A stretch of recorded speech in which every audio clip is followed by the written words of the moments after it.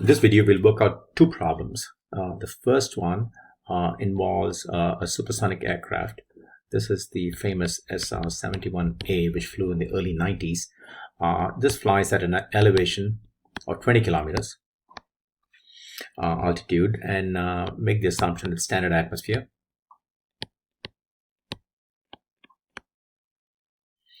And it set a record speed at that time, and the speed was 3,326 kilometers per hour. Right? And the goal here is to estimate stagnation temperature at the front stagnation point. Stagnation temperature in degrees C at the front stagnation point. All right, so this is the problem we have.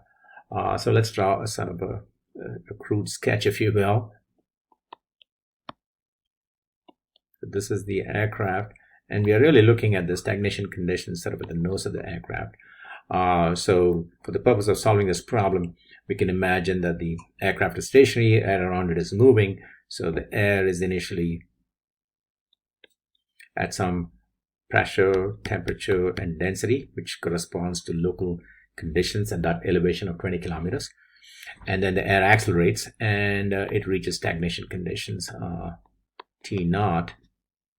The air decelerates and reaches a stagnation condition, T naught. Right? So there's the airspeed V associated with this problem. All right. So first step is we can go to the standard atmosphere table. So we can refer to table A6 in the book. And what we get from here is the local conditions. It says the local temperature there at an elevation of 20 kilometers is 216.66 Kelvin. The local speed of sound, C, is 295.1 meters per second. And then the local pressure at that elevation is 5467 pascals or newtons per meter squared. So we're going to make the assumption that the air is an ideal gas with constant CpCv, right? So we're going to assume air is an ideal gas and CpCv are constant. All right, so under these conditions, the first step is we can figure out what the Mach number is. Mach number is simply the velocity divided by the sound speed. The sound speed is known, that is 295.1 meters per second at that elevation. The velocity is given to us, so that is 3326 kilometers per hour, which I've converted to meters per second by multiplying by 1000, dividing by 3600, and then divide this by the local speed of sound, which is 295.1 meters per second at that elevation. So this gives me the Mach number of the aircraft essentially. So that's 3.13. So, or in other words, it's a Mach number upstream over here. If you assume that the aircraft is stationary, the air is moving around it. Right. So what we can do is we can use this adiabatic relationship, which says that stagnation temperature is the local temperature times 1 plus gamma minus 1 over 2 m squared. So I can plug in all the numerical values. So it's 216.66 is the local temperature, and then it's 1 plus 1.4 is the gamma for air, minus 1 over 2, and then the Mach number we just computed is 3.13 squared. And so this gives me 641.3 Kelvin, which corresponds to 368 degrees C. Right? So this completes the solution of this problem. The second problem we look at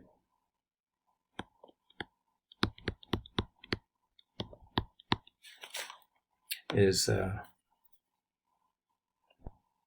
here's a schematic for the second problem we're going to look at. So we have air moving through a Pitot stagnation tube situation, and so this tube over here sort of measures the stagnation pressure, and this one over here measures the local pressure P. So local pressure P is given to be 80 kilopascals. The stagnation pressure measured by this tube over here is given to be 120 kilopascals, and the stagnation temperature is given to be 100 degrees C. And our goal here is to find the airspeed V for two situations: A, assuming the fluid is incompressible, and B, assuming the fluid is actually compressible. Right, so that's a goal in this case. All right, let's take the first situation. Assume the fluid is incompressible. And if you use the standard assumptions associated with the Bernoulli equation, so in other words, the flow is steady, incompressible, along a streamline, and is inviscid. Right, so the flow along streamlines over here. So under those conditions, we can apply Bernoulli equation. We can neglect any changes in elevation, and if we did that, then simply we get P plus half rho V squared has to equals P naught, a stagnation condition, plus half rho 0, because the velocity would be 0 under stagnation conditions. So this is the relationship between pressure and velocity, and from here one can solve for the local velocity V as simply the square root of 2 times P naught minus P divided by rho. So let's label this as equation 1. All right, so now problem, we're given P naught and P, and if I can estimate what rho is, then I can solve for velocity using equation 1. All right, so to estimate rho, I'm going to actually estimate rho naught because I know P naught and T naught. So I can use the ideal gas equation, P naught divided by R T naught, in order to estimate what rho is. P naught is 120 kilopascals, and then R for air is 287 kilojoules per kilogram Kelvin, times T naught is 373 degrees Kelvin. So if I work this out, I get 1.121 kilograms per meter cube. And so if I plug this in equation 1, I can solve for the velocity. Right? So the velocity via equation 1 is simply square root of 2 times 120 minus 80 times 1000, because it's convert the kilopascals to pascals, divided by 1.121. And if this is worked out, I get 267.1 meters per second. All right, so this is what the standard Bernoulli equation pitot tube formula that we studied in an earlier module would lead to this estimate for the velocity. However, now that we know something about compressible flow, so let's do the second part. So for compressible flow, we're going to assume we have an adiabatic condition. Right? No heat is being added or taken away from the fluid, and also the flow is isentropic. Right? So in other words, it corresponds to the assumptions we made with the Bernoulli equation in a sense, because the flow is inviscid. So under these conditions, we can write down P naught over P, the relationship between stagnation pressure and local pressure, is simply 1 plus gamma minus 1 over 2 square of the Mach number raised to the power gamma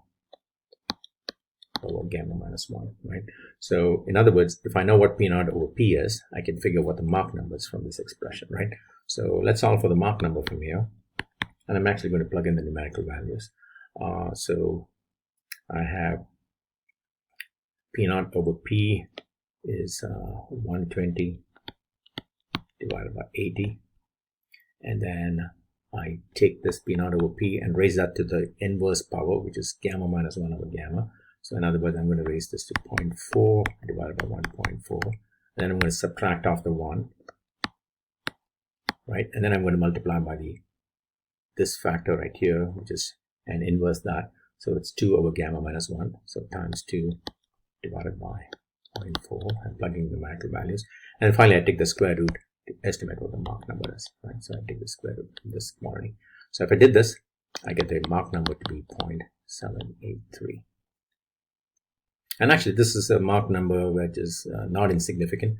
So in fact, the fluid, assuming it to be incompressible, is probably not a good idea. Mach number less than 0.2 or so, it's probably reasonable to assume that the flow is essentially incompressible.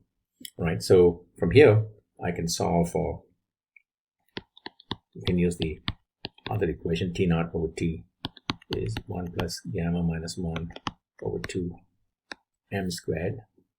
Right. So I just figured what m is, and from here I can get T is simply T naught divided by 1 plus gamma minus 1 over 2 m squared. And T naught is given to us in our problem is 373 Kelvin divided by 1 plus 0.4 over 2, and then m squared is 0.783 squared, right? If I did this, I'm going to get a temperature which is 332. Okay. Well, what can I do with this? From here, I can find the speed of sound is simply the square root of gamma RT. So it's simply square root of 1.4. R for air is 287 kilojoules per kilogram degree Kelvin times the temperature 332. Okay. So if I work this out, I get 365.37 for the local speed of sound.